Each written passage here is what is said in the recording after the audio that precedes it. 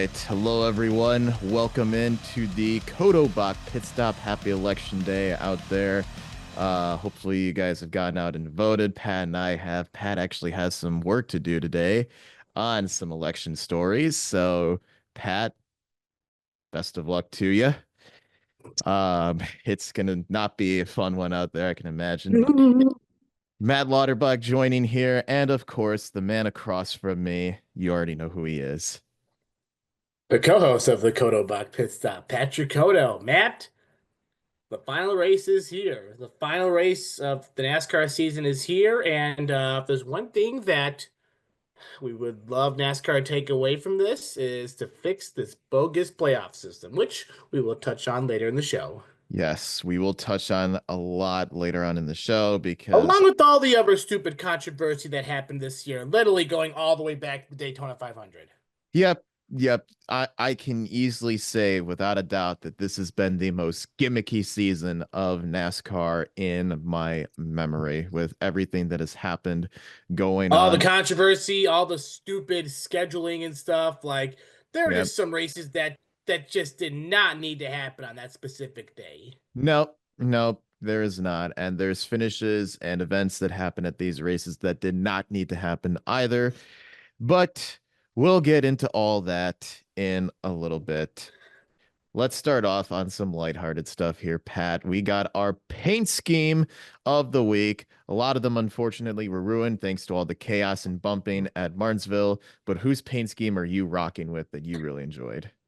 Well, there also weren't that many good schemes, to be quite honest, first and foremost at Martinsville this weekend. But anytime I see this car on the track, it's an automatic pick.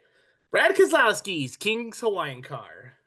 Bad Brad, he was looking really racy this weekend, actually won a stage and had a fast car under him, and he had a lot to say as well about the He was pretty much race. the one that headlined all that. Yeah, he was. He was indeed. So Bad Brad rocking you with the paint scheme of the week. My paint scheme of the week happens to be mi amigo Daniel Suarez is number 99 jockey like Christmas present wrapped car. He ran that in a different colored scheme a few times earlier this year, but he ran that in a blue one. I love that scheme. It was very nice to see on track. Unfortunately, he did not have a good day. But Nope. nope. But what are you going to do? That's just how Daniel Suarez's season has gone, besides him winning at Atlanta. Should have won twice at Atlanta. Should have won twice at Atlanta, but that's that is besides the point, unfortunately. Yep. All right. Let's get into now with the action. We had a full weekend of action this weekend at the Paperclip Martinsville Speedway, truck racing on Friday night. Oh, this was just the beginning of what was to come this weekend. The beginning of a how do we say this, Matt? How the fuck do we say this? The beginning of A shit show of a weekend. a major shit show. Yeah. Usually Martinsville's been a shit show for just the Cup cars specifically, but oh no. Yeah. All three levels, there was a lot of The controversy. beginning of a circus, we'll put it there. Yeah, the beginning of a circus. And reigning the circus on Friday night was Mr. Christian Eckes himself. Uh, What else had is new? had the dominant car in the race on Friday, led 187 of 250 laps, but he got mired behind the 17 of Taylor Gray, your pick, to win this weekend. And Yeah. Taylor Gray was looking very racy at the end. He was out in front, leading some laps, and it looked like he was going to make you right. He took the lead on a restart and was about to set sail. And then Mr. Eckes came in with the good old bump and run. We've seen that so many times at Martinsville, pushes Taylor Gray out of the way in turn three, took the lead.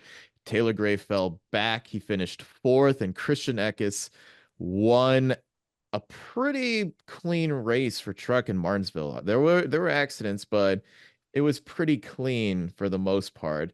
He advances to the final four, but oh, that was just the beginning of what was to come because Taylor Gray understandably was not happy about that and just marched right from his car all the way from pit lane to victory lane where Eckes was celebrating with his team and words were said and Taylor Gray basically sent him a warning. I'm not going to race you clean next weekend at Phoenix when you're racing for a championship.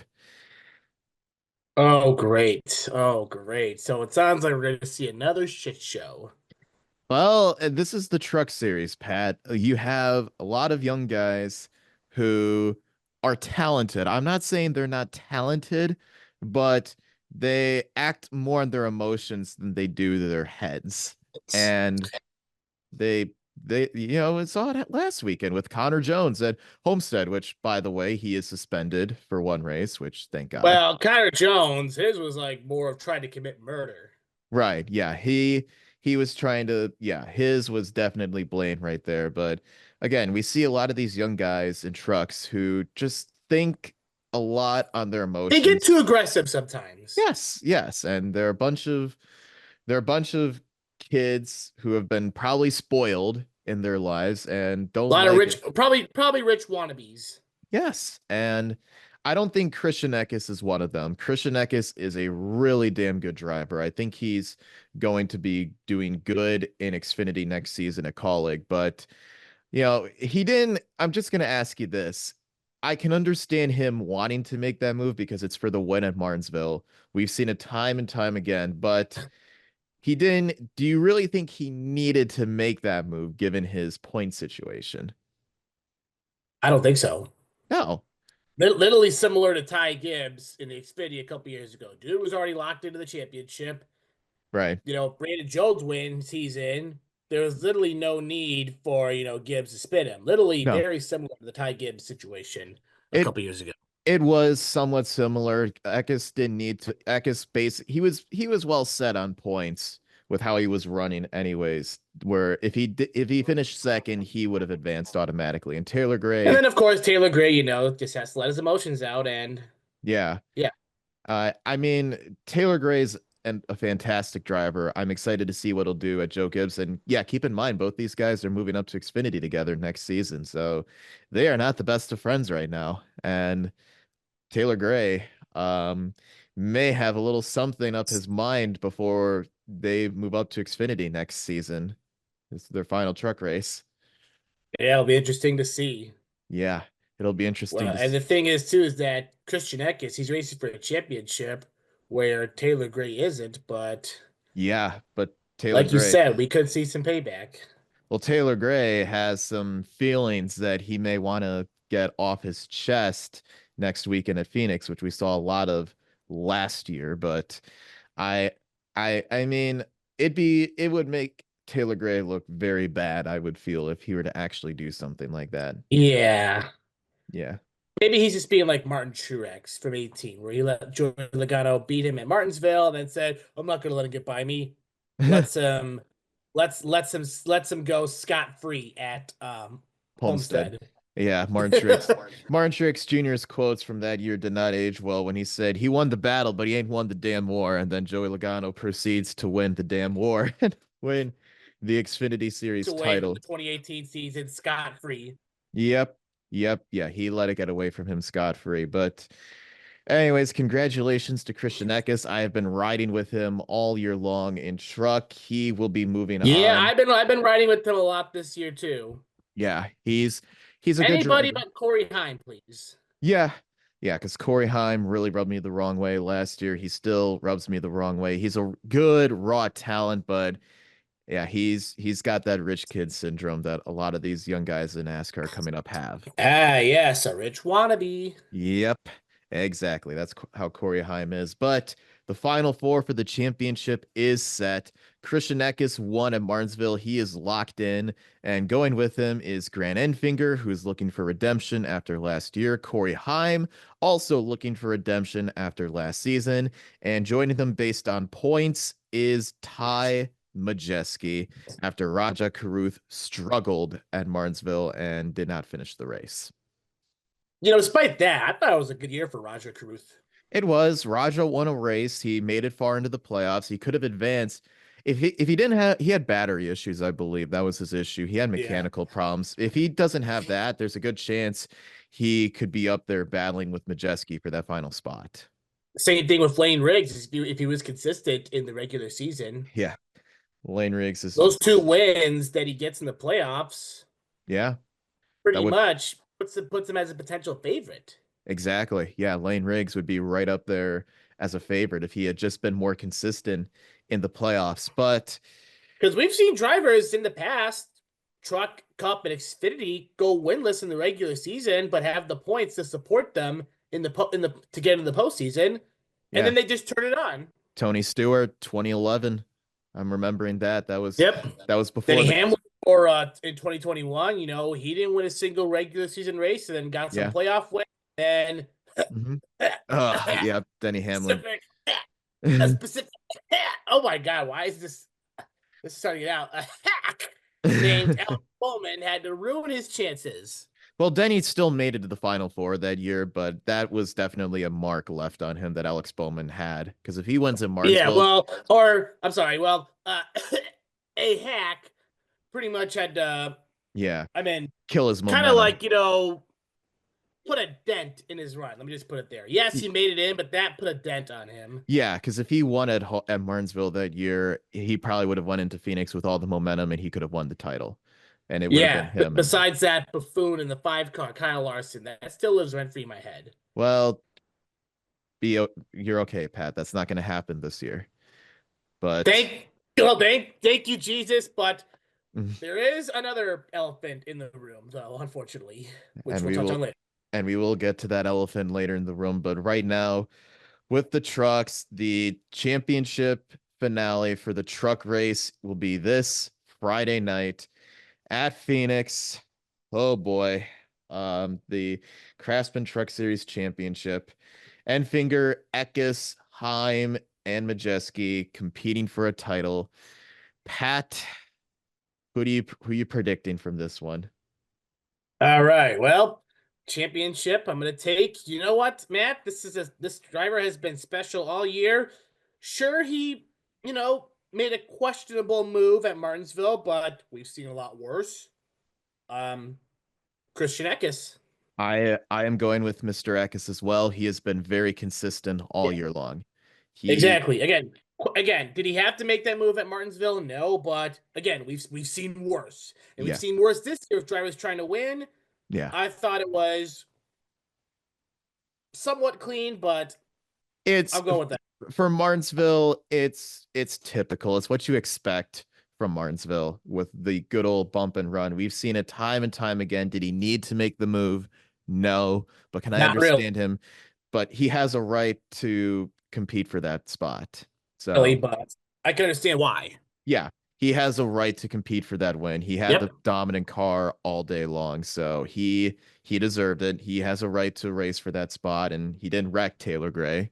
He moved him. Yep. So yeah, I'm going with Christian Eckes as well. He had a fast car in this race last year, and he is competing for his first championship 4 spot. So I am going with him. All right. And next up after that, we had the Xfinity race. This race has produced chaos the past 2 years, just insane bullshit chaos. And we saw some of that, but I have to say it was not as egregious as it was in previous years. Um, No. So let's take a look back, shall we? 2022, Ty Gibbs mhm. and Austin Hill. Last year, Austin Hill and Sheldon Creed. This year, Yeah. Chandler Smith. Just Chandler's when he's starting to win us over. Yeah, Chandler Smith just has to swat that away, just like he did to Cole Custer on Saturday. So we'll get you caught up with the race here. It basically, Parker Retzlaff was the surprise pole sitter, started on pole, led early. Cole Custer overtook him, and then, in usual Parker Retzlaff fashion, in 2024, he crashes out when having a damn good car to his race, and he's just a guy who has no luck at all whatsoever. And basically, the rest of the way after that, it was a battle between Cole Custer and Eric Almirola, who won this race back in the spring. Almirola was going for the clean sweep. Sheldon Creed was up there for a little bit. You were texting me and calling me on this as well. Creed was up there leading. Caution comes You out. called me. What are you talking about? You called me. No, I did call you, but it was about something different. Not I was Yeah, but I thought you were watching the race because I was getting updates because I was heading out to my football game I had to cover that night, and I got updates that Creed was leading. I thought you were about to call me saying like Creed might do it, Creed might do it. And it was something else that you Yeah, called me it was for. something else I was calling you about, but Creed was leading, and then the caution came out. They all went to pit road, and this killed Sheldon Creed. He got busted for speeding on pit lane, had to be sent to I the man, let's be real. This kid's had bad luck all year. Even when he's not in the playoffs, he's still gonna get his ass bitten. yeah, he still got his ass handed to him. And what other place than pit road? That's the area that's been fucking him over every single time this year, whether it's slow pit stops or him speeding on pit road. He got sent to the tail end of the longest line. He did rally for a top 10, but had that not happened, he probably could have been up there battling for the win. But battling for the win was Eric Almirola and Sammy Smith, who this is a sneaky good track for Sammy Yep. Smith.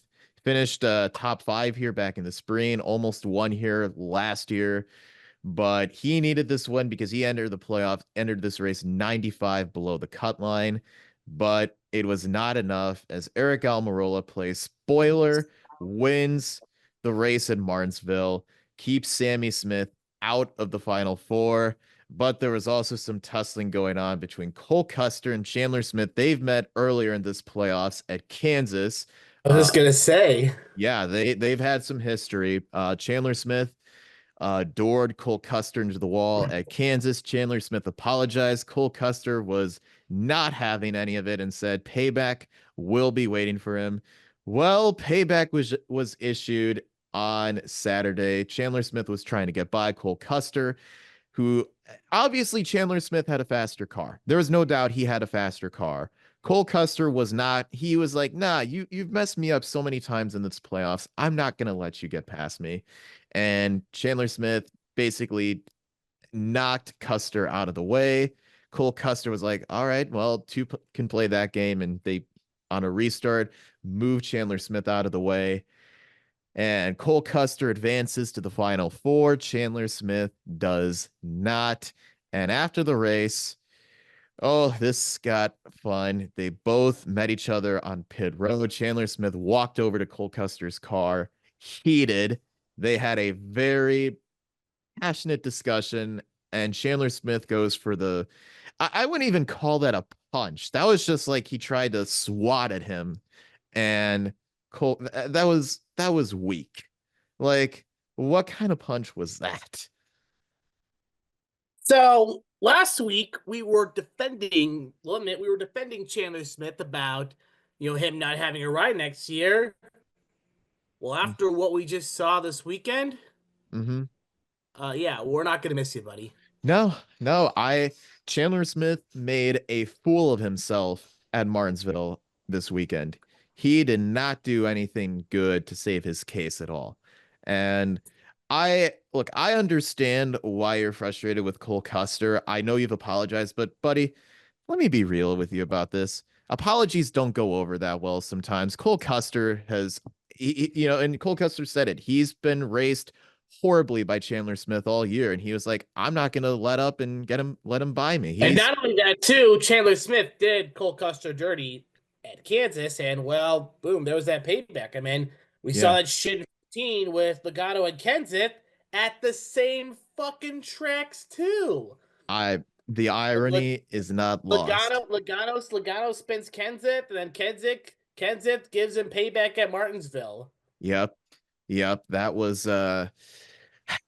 the irony is not lost there at all because yeah, Chandler Smith, he walked away, not a good situation. He defended himself afterwards, and there were times you could tell just watching the media coverage where he basically was like the media got to him. There was one question he scoffed off at the reporter before he went to go get interviewed by Marty Snyder after the race. And Cole Custer, I think, handled it very well. He said it. I'm not going to let him buy me after he's been running me like that all year long. I I'll told him tell you this though, Cole Custer has been winning some fans lately. Cole Custer has been winning some fans lately. He has been really, he's gonna say it like it is. And he said it like it was. I mean, he said it at Kansas. He's not going to race Chandler Smith. He's going to race him differently than he races other drivers. He raced him differently in Martinsville when it was go time. And yeah, it was I'm on Cole Custer's side on this one. Chandler Smith and the stuff that he said after the race where Cole Custer, he was going after Cole Custer for racing for the owner's title. Come on. We've seen drivers do this time and time again with the owner's title. I mean, Chandler Smith, you were not. I understand you had a fast car, but you were not going to catch up to Eric Almirola. There was no way if you got by Custer cleanly, you were going to catch that 20 car. He had the fastest car in the race. Yeah, and unfortunately, Chandler Smith just let his emotions get to him. Yeah, and I mean, I understand if you're angry at a driver and you want to take some frustration out, go ahead. But what what kind of punch was that? Was like, eh, that was weak. From a That was little, you punch like a little girl. Yeah, he punched like You just basically embarrass yourself on national TV. yeah. Chandler Smith absolutely embarrassed himself on live television. There were so many comments after the race that I was reading where people were they were mocking the punch most of all, but they were also praising Cole Custer and saying that he did what he needed to do. And Cole Custer did. He did exactly what he needed to do. And he's in the final four. Chandler Smith is not. And there's a reason why that is. Because Cole Custer is a clean driver and he's one of the best in Xfinity. And Chandler Smith is also one of the best drivers in Xfinity, but Cole Custer is just on a different playing level than he is. Right, and that obviously puts Mm-hmm. and obviously Cole Custer and Chandler Smith. I mean, who knows? We'll probably never see him in a ride again. Well, I think we'll see him in a ride again, but I don't know if it'll be anytime soon. What a way for him to go out. Yeah, his time at Joe Gibbs Racing. Chandler Smith is a pissed off man.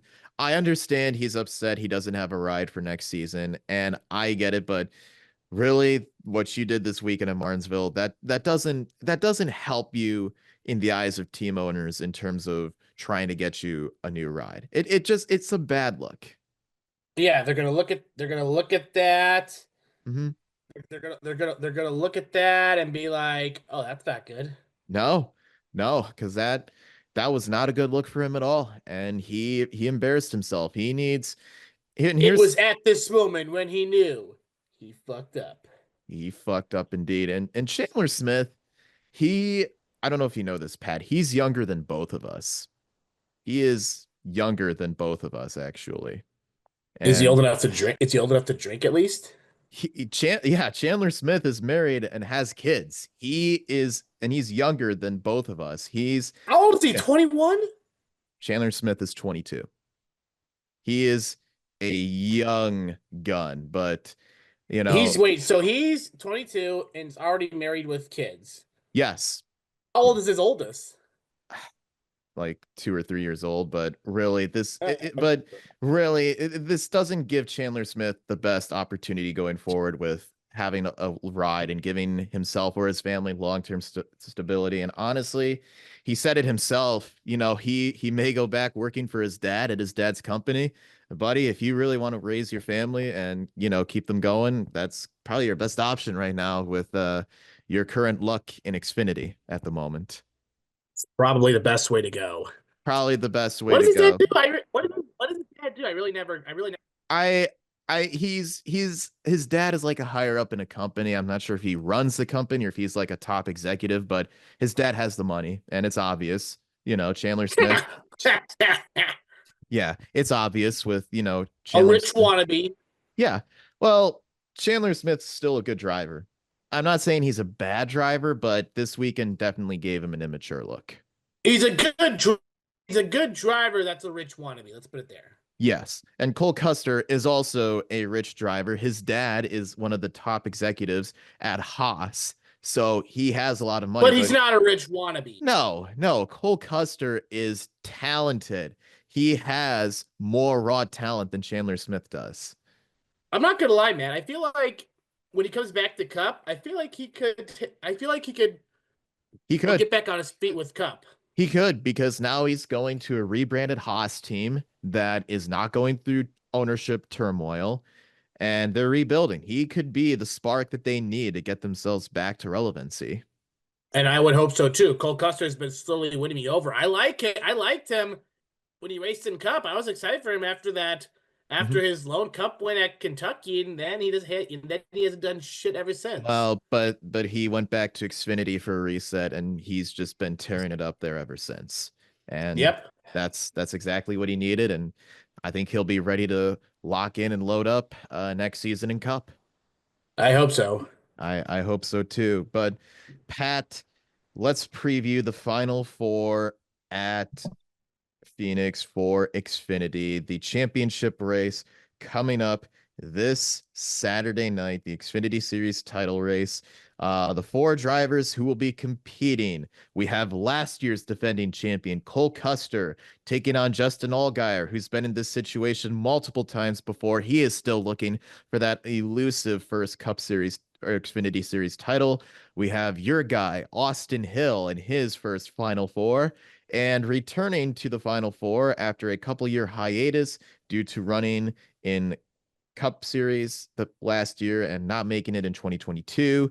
AJ motherfucking Allmendinger. AJ motherfucking Allmendinger is a major understatement. Yeah, major understatement. But four drivers, all talented. They've all won at some point this season. Who are you riding with? I can probably imagine. You know what? This guy has. You know what? Sorry to give you another slap in the face, but this guy has proven that he can win on other tracks than a super speedway. And he showed it at Homestead, Miami. I think he's slowly cleaning up his act after the stuff we saw earlier in the season with all the controversy he's been involved in. I'm going with Austin Hill. Yep, yep. I had a feeling that's who you were going with. I had a feeling you showed up here with that hat. That is just a telltale sign that that's who you're going with, and you got that And I ugly. had to rock this even though my guy's not in the Cup Championship. Yeah. Hey, it's already God. Halloween just ended, and it's already people are still bypassing Thanksgiving, and it's looking forward to Christmas. But yeah, I yep, Austin Hill is your pick. How could it not be with him being in the Final Four and you wearing that hat? Um, I am going with the man, the veteran of this sport. He has been screwed over multiple times. He's come oh so close, yet so far from winning that elusive Xfinity Series title. This year, he's going to do it. He's a former winner at this track. Give me Justin Allgaier. Let's go. Let's go with the Illinois boy. Yep, I'm going with the Illinois boy, Justin Allgaier from Riverton, Illinois. He's going to make the state very proud and happy this weekend. So I am going with Allgaier. This is his time. He's going to win it. But the Xfinity race, the Xfinity series for 2024 concludes on Saturday. Should be a fun one. But let's move on to the big old elephant in the room, the Cup Series race at Martinsville, the Xfinity 500. Oh lordy, this was already something when you knew that there was going to be chaos. So in practice, Denny Hamlin, who was my pick to win this week, his weekend got off to a horrible start. That was pretty much the warning sign saying, "Yep, Yeah, no championship for you." Yeah, Denny Hamlin has a mechanical failure. I believe the throttle hung going into turn 3 in practice, and he spun out and destroyed the back end of his car. And he thankfully he didn't go to a backup car. They spent so much time working in the garage to repair it that they didn't need to go to a backup. But Yeah, he still had to start at the back because he wasn't able to qualify, I don't believe. But it was not a good start to the weekend for Denny Hamlin, my pick to win it all. Winning the pole, this was a bit of a surprise. Martin Truex Jr., his second to last race in Cup Series full-time competition. He won the pole for this race, led early, and then your guy who started outside front row, Chase Elliott, your pick to win. He came alive and took off, dominated stage one. But in the midst of all that, we had a man not in the playoffs who has caused chaos and havoc before, who is tearing shit up again on Saturday or on Sunday, I mean, Mr. Carson Hocevar. Second What else half is new? second half of this season has just not been good for Carson Hocevar. He has been caught up in so much controversy, and this did not do good for him at all on Sunday. Well, Martinsville is a perfect place to stir up some controversy now, unfortunately. Yeah, he was getting into everybody. He got into Harrison Burton. We've seen those two tangle before at Nashville. He got into Daniel Hemrick and Todd Gilliland and ruined their days. He got into a whole bunch of drivers multiple times through this race. He basically caused, there were like 10 or 11 cautions in this race. He caused about like four of them. Sounds about right. Sounds about right for him. And then Alex Bowman, the hack, basically put him out of his misery. And thank you, Alex Bowman, spun him out into turns one and two. And Carson hit the wall. And yeah, he basically was a non factor after that. That's good to see. Yeah, that was good to see. But honestly, Pat, this was a good race for Xfinity. For a cup, I feel there was a lot of lead For swapping. once, Yeah, for once for at once. Martinsville. Yeah, for once in Martinsville, there was a whole lot of battles. There was a whole lot of passing, and all of it was for the playoff drivers. I mean, Chase Elliott led so much of this race. You had Kyle Larson leading, Ryan Blaney leading, Denny Hamlin came alive. Bad Brad actually won stage two. He looked very racy there at the end. I thought he was actually going to keep his car out in front and win it. But stage three commenced, and this is where the fun begins. If you really want to call it that, because it wasn't fun, it was just bullshit chaos. Oh boy. Yeah. Oh boy is right. We had Kyle Larson leading late, and he was getting hunted down by Chase Elliott. He led 129 laps in this race, and Chase Elliott, who was looking for that elusive second win of the season, he was hunting down Mr. Larson, his teammate, pulled the bump and run on him to take the lead. But then there was another man who was looking to win and to get into the final race and the championship at Phoenix. Ryan Blaney himself did this last year, and sorry to do this to you, but he overtook your driver, and Mr. Blaney set sail in the closing laps of this race and took home a second straight clutch playoff win at Martinsville to compete for a Final Four spot. But his win was largely overshadowed due to a whole lot of controversy. I feel like this was very reminiscent of Spingate at Richmond back in 2013. If you remember what happened there. That was where there was just so much collusion between manufacturers and team owners to try and get certain drivers through. So let's start off. Let's start off with what we know so far. So the big points battle for the final playoff spot was between Christopher Bell, who drives a Toyota, and William Byron, who drives a Chevrolet. There was a lot of team collusion based on the radio and the audio from certain teams. And I just have to ask team owners, why do you put this on open communications for radio? Why do you do this? Like, Yeah, like we don't need to yeah, why?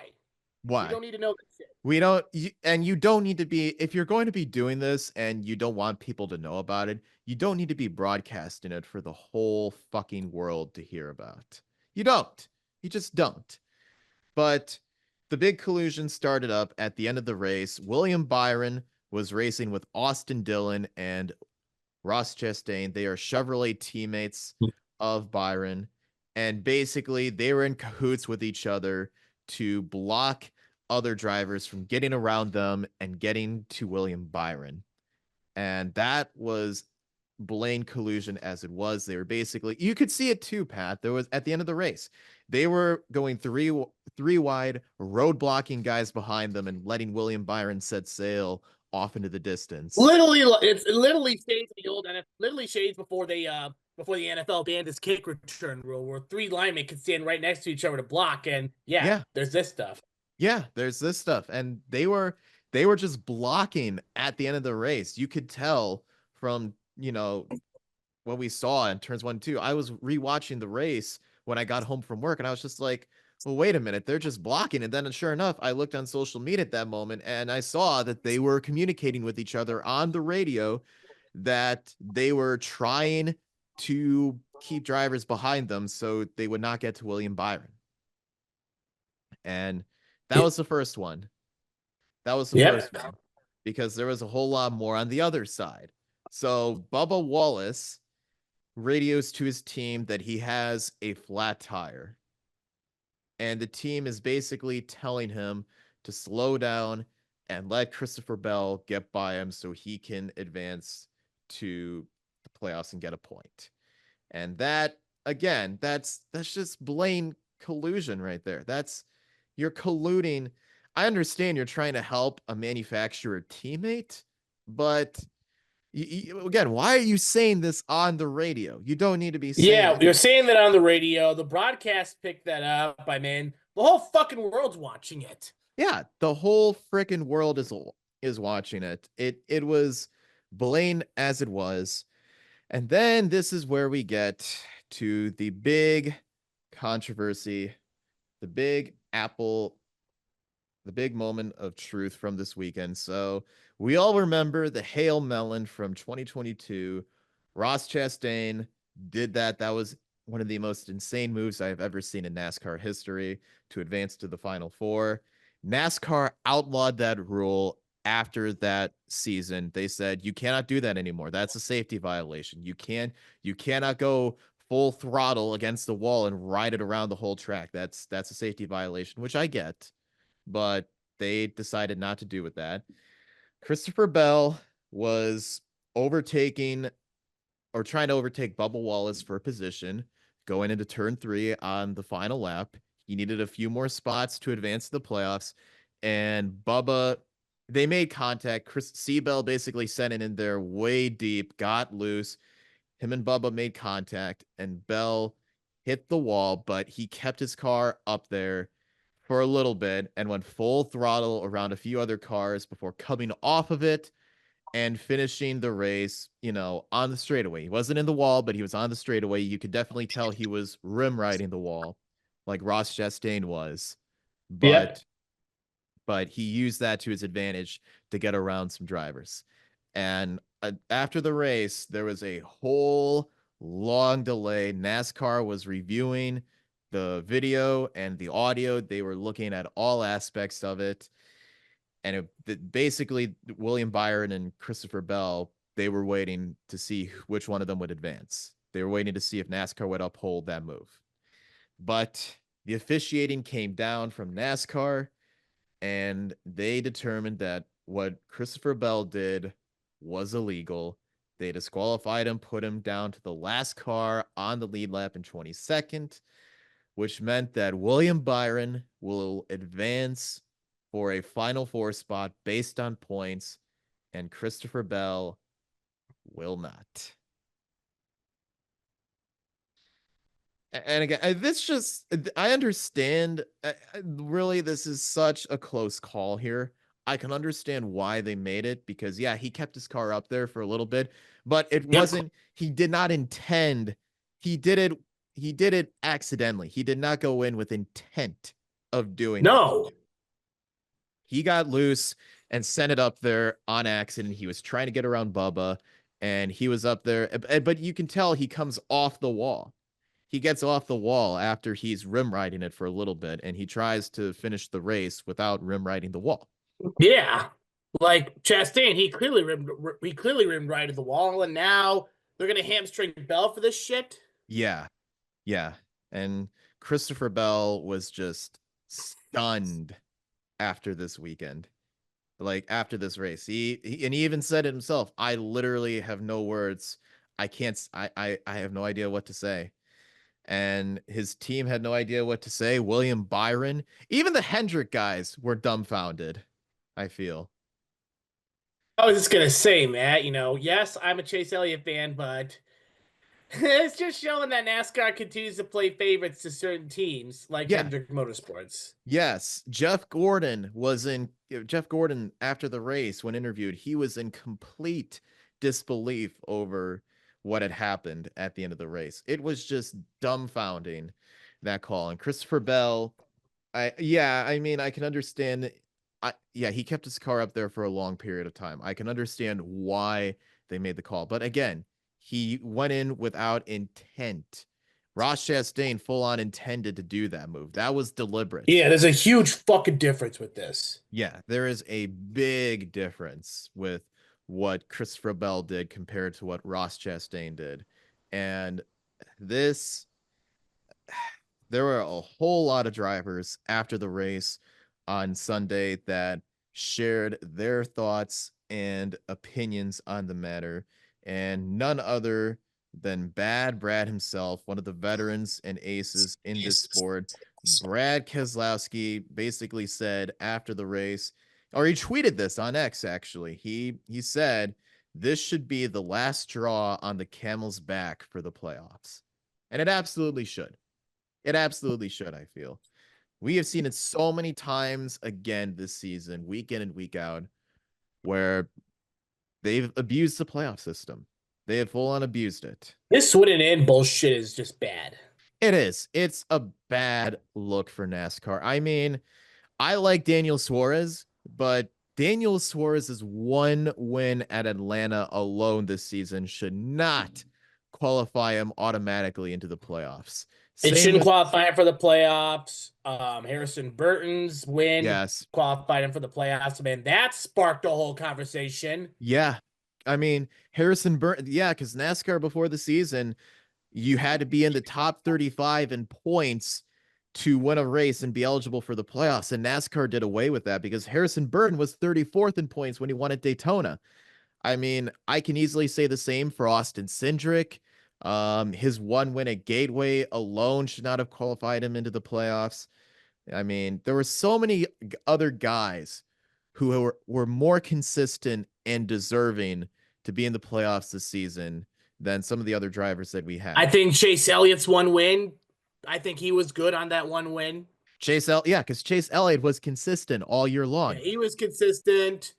Um, I mean, I mean, it's just hard to tell. Yeah, this playoff system's rigged. I hate yeah, it. it's completely rigged, and I, after everything that's happened This this winning week, in bullshit is yeah, no.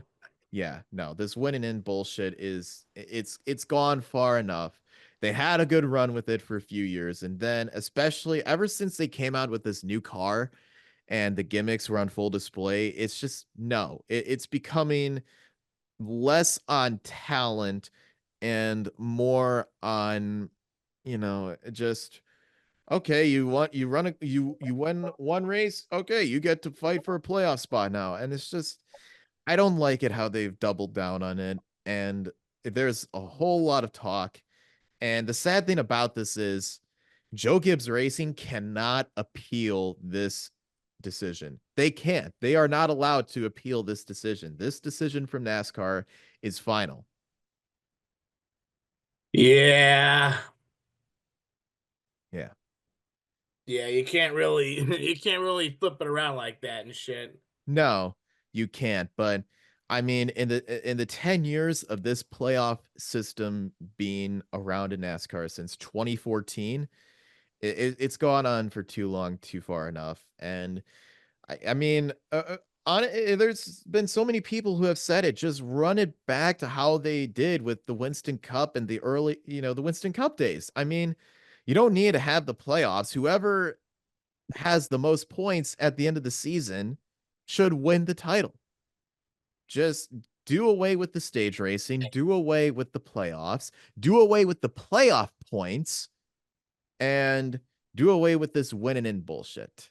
Because there's it's becoming more evident that there are more drivers who should be higher up in the playoffs or in the championship fight right now based on their consistency, not their wins. I mean, you win a lot of races, great, but we've seen so many times in the past couple years drivers who won a lot of races didn't have the consistency. Exactly. And then there's some that get that spooky win and don't do shit. Yeah, I mean, Daniel Suarez is a prime example. Austin Cindric is another prime example. Harrison Byrne is a huge example. And it should not be determined based off that. And what NASCAR did this weekend is as egregious as it gets in terms of rigging the system and showing bias, I feel, in the playoff standings. And William Byron, I feel too. William Byron, I'm sure, was happy that he made it in. I mean, he said it himself afterwards. They put that rule in for a reason. And I get it. They're following the rule book. I can definitely see them. I don't think, you know, Christopher Bell, I think NASCAR had a good enough reason to disqualify his finishing position based on that Right. rule. But again, he did it. He did not intend to go in there. And William Byron, I feel, had a lot of sympathy for the 20 team after the Martinsville race. And I feel a lot of other teams had sympathy because Christopher Bell has been consistent all year long. I mean, it's just, I really don't know what to say since NASCAR left us in so much awe this season. Yes. You're Yeah. like, what the fuck's going on? And again, this goes all the way back to Daytona 500. Yep. Yeah, the Daytona 500 was the moment when you knew that there was going to be things that were just not going to go well in terms of NASCAR officiating. We saw that again at the Brickyard with how they basically handed Kyle Larson that win. Yeah, that lives rent free in all our heads. That was Uh, bullshit. that was bullshit. Um, and then, Harrison Byrne winning at Daytona to advance. That was just another one. I mean, it's like a feel good story for Harrison Byrne, but his one win does not qualify him into the playoffs with how shitty he's been running besides that this whole year. Well, at least one thing NASCAR got right, and that's taking away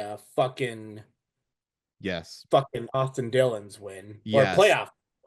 Playoff eligibility. Yeah, they encumbered his win because he kept the trophy, he kept the money, he kept the win to his tally, but it didn't do him any good to advance to the playoffs. That So he had to was pull a 2-for-1 murder special. Yeah, he did. And that was easily the best call that NASCAR made the whole year was they put the hammer down on that. And they put the hammer down on Christopher Bell, but again, I don't feel that was as egregious as what Ross Chastain did back. That was clearly not as egregious as what Chastain did.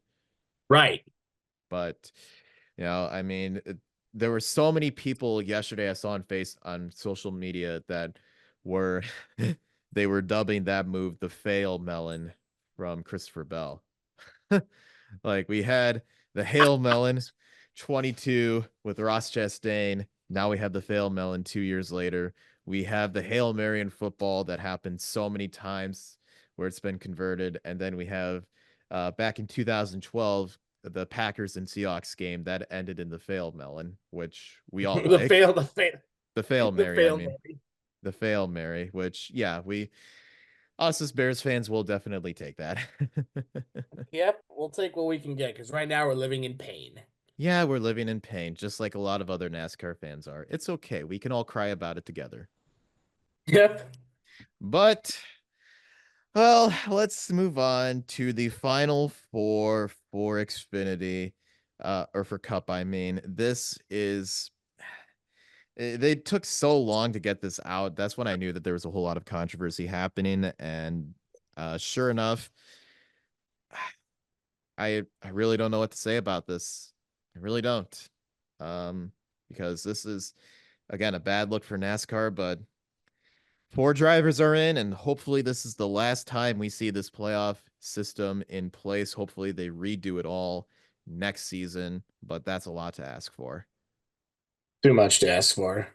Too much to ask for, but in the final four at Phoenix for this Sunday's championship race, we have the Penske duo, the defending champion Ryan Blaney back in it with another win and in situation. He looks to repeat as champion.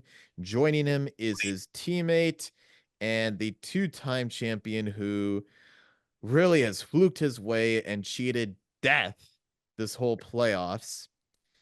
Joey Logano himself, the even year curse, still reigns strong. And joining them for the first time in the Final Four is Tyler Reddick. I am happy for Reddick. I hope he gets it done as well.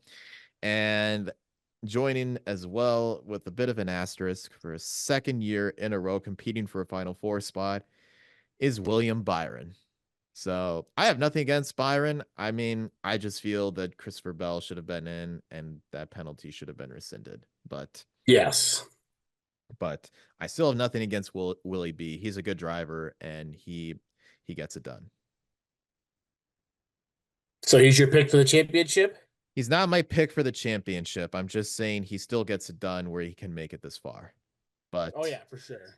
But Pat, out of all four of these drivers, who do you have winning? Well, obviously, I'll take anybody but that guy in that ugly yellow, no good 22 Pennzoil car. I will tell you this though: we will not see Ryan Blaney go back to back. It's Okay. just impossible to do. You know, we've seen drivers win championships and get back in. Okay. This guy has been. You know what? We got to go with Tyler Reddick. I like that. Tyler Reddick has been very consistent all year. Phoenix is a good track for him. He runs pretty decent here, and he could get it done. He very well could get it done on Sunday, but Reddick, he's been lightning in a bottle this whole season, and I personally, I think he can make something happen. Well, you know what, Pat? You're gonna love me with this pick. So you know what? Just to make the season, even more interesting, this man is going to rise up again. He is going to give Penske its third consecutive championship in a row.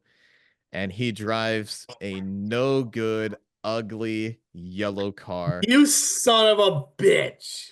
Yes, he drives a no good yellow car. He has 3 wins on the season. He has 3 wins on the season. But wait, you know what? You know what? This is where I get you here. This is where I get you here. Oh, fuck you. Because this man is going to do it again and become a multi Cup Series champion, Mr. Ryan Blaney. Not Joey Logano. I got you there on the no good, ugly yellow car. No, fuck you. No, I will say this though, man. I will say this though. I won't be surprised if Logano does win. I wouldn't be surprised because one, even your Joey Logano. 2, with all the controversy we've been seeing all season, a Joey Logano would just show how fucked up the system is. It would, and that would be calling for more heads to this playoff system being completely abolished. It all goes back to Nashville. Yep, it all goes back to that race, that one race. Austin Cindric? Yeah. Fuck you. Yep, that's why we do not like you, Austin Cindric, because this was your doing. You started all of this, but you know what? I'm hoping Ryan Blaney does it back to back again. He's my pick to win it all this year. Blaney did this last year, and he again, like Joey Logano, drives a no good, ugly yellow car, and that's where I got you. Well, at least his car is more nicer than Joey's. Yeah, his car is definitely more nicer than Joey Logano's. Joey Logano just runs the same damn yellow paint scheme every year in, every year out. It hasn't changed at all. But Ryan Blaney actually has variety. So I will take that. All right, Pat. Hey, Matt, there's a new that Martin. You should look at Martin Truex's paint scheme for this week. Oh, yeah, I did see that leak actually. It's true now. It's just been posted 7 minutes ago by the Joe Gibbs Racing Facebook page. Martin Oh, Truex will run the same Bass Pro Shop schemes that he made his Cup debut in. ooh. All right. I like that. I will definitely take that. And we also have some news. The what is it? Amerivid Racing, the Money Team Racing, actually. That's um God, that is the team that started up a couple years ago, that celebrity team. I believe Mike, yeah, they had started up a couple years ago, and they have named a driver to drive in their car for this weekend's race at Phoenix. That is Mr. Jeb Byrne coming back to the championship race at Phoenix. Yeah. Jeb Byrne, John Edward Byrne, son of Ward Byrne, coming back his first cup race since 2019. He will be making an appearance again this weekend. But yeah, I saw that leaked paint scheme from Joe Gibbs It's Racing. official now. It's official. That is such a good send off for, yeah, that's very reminiscent to his first paint scheme that he ran back in DEI back in 2005. So, Martin Truex Jr., it's been real, buddy. It's been real. Yep. Even though you're ending your Cup career on a sour note. Yeah, a very, very sour note, but he has a chance to change it all this next weekend at Phoenix. But Pat, let's go to our Phoenix predictions because as we proved last year, you do not need to win a race to win the title. You just need to finish the highest out of all the playoff drivers, and you'll have it won. I mean, we I saw think that could be the I think that could be the case again this year. it could be the case again this year, but hey, it's still anybody's race. There are still a whole lot of other drivers who are not going for the title that want to win the race. Ross Chastain did it last year, and you know what? We just got to open the prediction floor up for the whole field. So we'll start off with the truck race on Friday night. The truck Wait, we series. already made our picks. No, not the championship picks. The picks to win the race. Oh, okay. Yeah. Oh, I'll just say that. Yeah, that's a good question. Mm-hmm. Yep. That's what I'm going with. Okay. You know what, Matt? I would love to see all three races end like that. Yeah, that would be great. That would be great. Okay, I like that. Well, for truck, you know what? Fuck it. Taylor Gray will come in first place on Friday. Taylor Gray gonna give Christian Eckes the middle finger as he does burnouts in front of him, Yep. but Christian Eckes just gonna hold that championship trophy high and mighty above Taylor Gray and be like, "This is what you could have had, and I took it from you." Fuck you. Oh, and Yeah, it's a heavy fuck you. Oh my God. This is a yeah, big ass heavy fuck you. yeah, exactly. That's what Christian Eckes is going to be doing right there. Okay. My pick to win for Truck Series on Friday night. You're gonna love me with this pick. He's gonna end his season off on a very good note. I'm going Raja Caruth. Dude, Raj is a name to watch for in the coming years. Yeah, Raja will definitely be a driver on the rise. He had a good year this year. I'm looking forward to him continuing that next season. Hopefully, he'll get some more wins under his belt and move up the chain of command in the coming years. Yes. All right. And then we have the Xfinity race on Saturday. Cole Custer won last year to win the Xfinity Series title. We'll see if someone else can do it differently. Pat, who you rocking with for the Xfinity race? Who am I rocking with? My Xfinity race winner? I'm gonna make you happy right here, Matt. I'm gonna go Sheldon. Oh, hey Sheldon. Hey, this is another good track for Sheldon.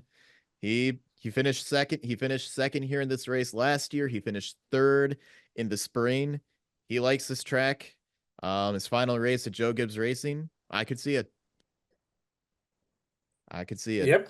But you know what? I'm also gonna go my pick for the championship. He's won here before. He's gonna get it done again, and he'll win the title because of it. Give me Justin Allgaier. Go Justin. Yeah, go Justin. I mean, that's the one race this weekend where I'm picking a guy to win the race and win the title. Yeah, it could be that could be the case again. It could be the case again, but But I would love to see all three races, end like that. yeah, it'd be nice. It gives I would variety. love to see them end on strategy. Yeah, so would I. And that's how that's a good way for how the championship race could end. And it'd be nice to see other drivers get variety. I mean, no one expected Ross Chastain to win the championship race last year. He was already out Nope. of the playoffs, so he just ran for pride and he won the race. And then Ryan Blaney finished like second or third and won the title. So, Yep. but will we see that again in the Cup race, though? We have the Cup Series finale at Phoenix this Sunday. All but one of the drivers competing for the final four has won a race here before. The only one who hasn't is Tyler Reddick. So, Pat, who are you rolling with for the Cup race to win it on Sunday?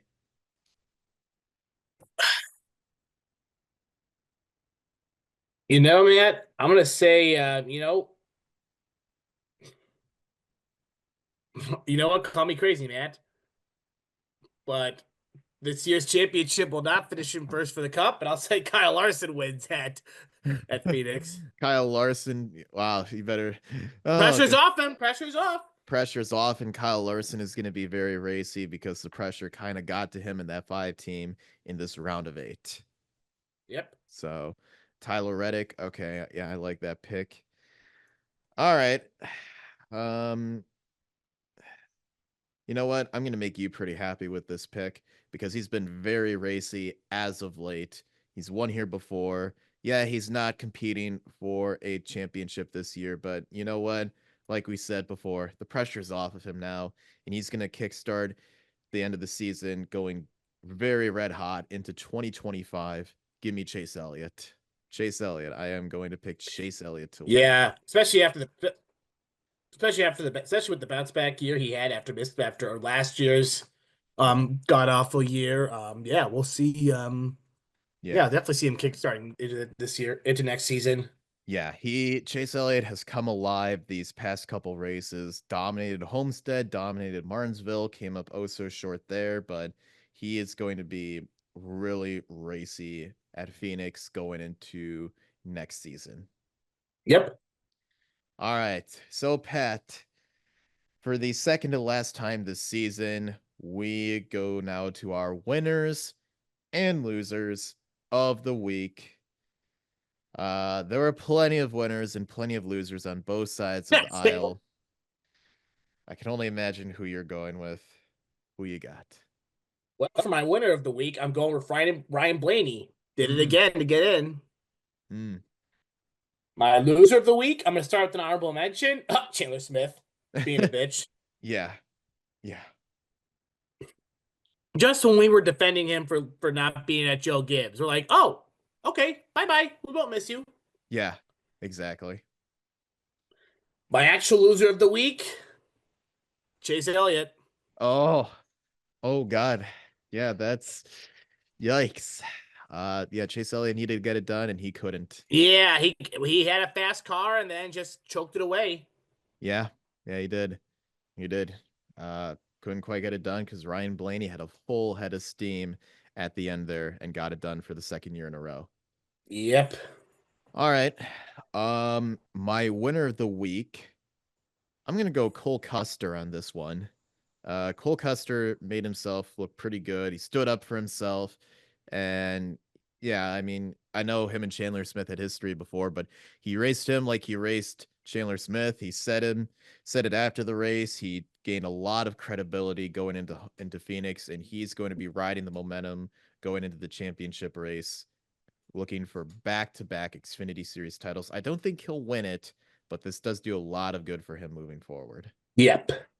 And my loser of the week, honorable mention, Chandler Smith. He made himself look like a little rich wannabe after Martinsville. Did not do himself any good trying to get himself a full-time ride for next season. But my actual loser of the week, we've put them on this pedestal so many times this season. And you know what? We got to do it again. It's NASCAR. Abolish the frickin' playoffs. Seriously. Yeah. Just abolish it all. Just go back. Honestly, these cars run really good now. They're very racy. Just go back to how it was.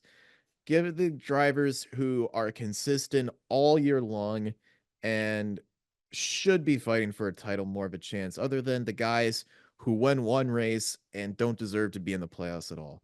This season has brought on full of the gimmicks. This weekend in Martinsville only furthered that. Yeah, NASCAR, you're my loser of the week. Yep. And NASCAR, it's safe to say, has been the loser of the year. Yeah, it's easy to say that because they've had so much happen. Going all the way back to the Daytona 500. Yep. Pat, just a lot of the races that you have been to this year, you've been to more races than I have. They've all just been, I mean, the way some of them have ended have just been, it's just been kind of. Daytona 500 ended in controversy. Indy ended in controversy. Gateway ended with controversy. Well, Gateway's arguably. Well, Gateway, actually, I take that back. Gateway was a fluky, ending. It was a fluky ending. That wasn't anything that NASCAR did. That was just Ryan Blaney's team not knowing how much fuel to put in the car. And he was already fucked. Yeah, he was, because Austin Cindric just had a hot rod underneath him that day. But yeah, NASCAR continues to mess up. They got another call incorrect again. And they just need to do away with this whole playoff system and just go back to how it was. Yep, it was. See some decent racing that way. And we don't have to worry about any of these Game 7 moments anymore, and we can actually crown a true champion. Yep, I'm hoping so, man. I'm hoping so too. But that's going to do it for this weekend's episode. Thank you so much again for watching. We'll be back. Our final regular season show of the season, the championship race at Phoenix before we go into our winter break. And we'll keep everyone updated about driver transactions, news going on in the NASCAR. We'll definitely have to do an off-season show. We'll do some off-season shows based on driver moves. You know, there's still a whole lot of free agents out there. There's still a whole lot that can happen with NASCAR in terms of what they decide to do with the playoff system and moving forward, but we'll keep you guys updated on that. Thank you so much again for watching. As always, I'm Matt Lauterbach, joined alongside me, the co-host of the Codo Bach Pitstop, Patrick Codo. All right, we'll see you next weekend for Phoenix. Thanks again.